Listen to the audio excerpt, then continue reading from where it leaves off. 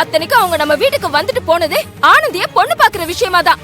அன்னைக்கே எங்க கிட்ட சொல்லல, இன்னைக்கு கூட தர்மலிங்க மாமா வந்து சொல்லலனா அப்போ நீங்க சொல்லிருக்க மாட்டீங்கல்ல? அவர் எங்க கிட்ட சொன்னதும் நாங்கெல்லாம் ஏன் சொல்லலன்னு கேட்டுருவோம் தானே. இப்ப நீங்களா சொல்ற மாதிரி சமாளிக்கிறீங்க, அப்படிதானே? அதான் ஏன் எனக்கு புரியல. அண்ணி, ஏன் நாங்க என்ன ஆனந்திக்கு நல்ல விஷயம் நடக்க கூடாதுன்னு நினைக்கிறோமா என்ன? அண்ணி நீங்க தப்பா புரிஞ்சிட்டு இருக்கீங்க. உங்ககிட்ட நாங்க இத சொல்லாம இருந்ததுக்கு காரணம் கயல், இதுக்கு பின்னாடி நீ 1000 காரணம் சொல்லுமா. ஆனந்தி கிட்ட சொல்லல, யாருக்கும் இந்த விஷயம் தெரிய வேண்டாம், நீ சமாளிக்க சப்பக்கட்டு கட்டலாம். ஆனா இவரை கூப்பிட்டாது நீ சொல்லிருக்கணுமா வேண்டாமா?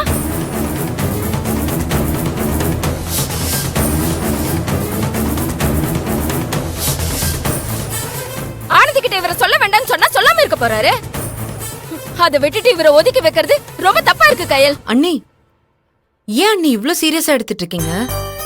நான் ஏதோ உங்களை சமாதானப்படுத்துறதுக்காக சொல்லல. உண்மை என்னவோ அதை தானே சொல்ல முடியும்.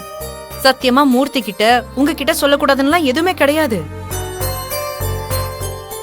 உண்மையை சொல்லணும்னா இந்த வரன் வேண்டாம் தான் நான் அம்மா கிட்ட சொன்னேன்.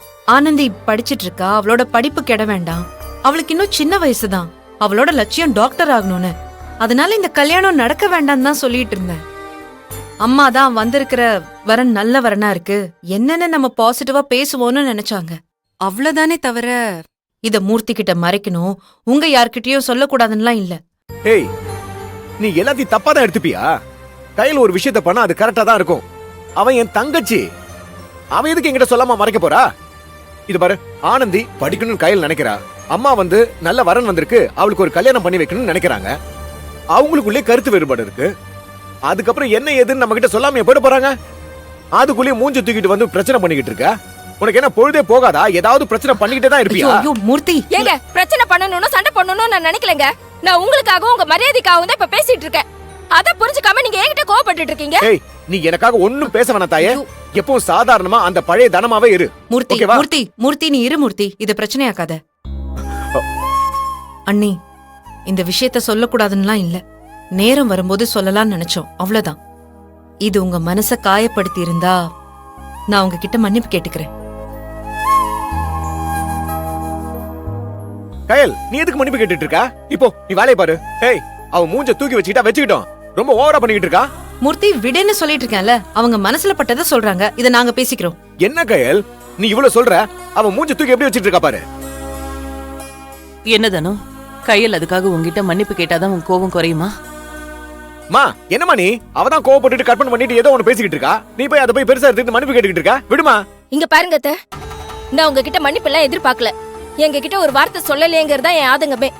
சரி விடுங்க, நீ இந்த விஷயத்த மறந்துருங்க. நாங்க சொல்றத நீங்க புரிஞ்சுக்கிட்டாலே போதும். நாங்க சொன்ன மாதிரி முதல்ல ஆனந்தி வரட்டும், அவகிட்ட இந்த விஷயத்த பேசிட்டு இன்னைக்கு என்ன முடிவெடுக்கலாம்னு பாப்போம். போங்க.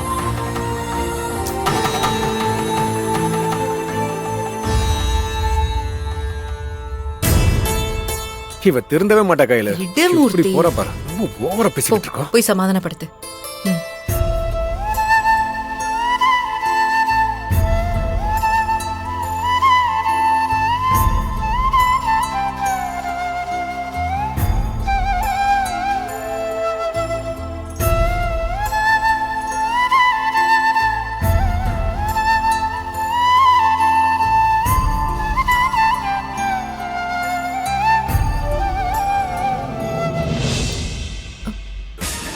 நீ வா, உன் கூட கொஞ்சம் பேசணும். வா. என்ன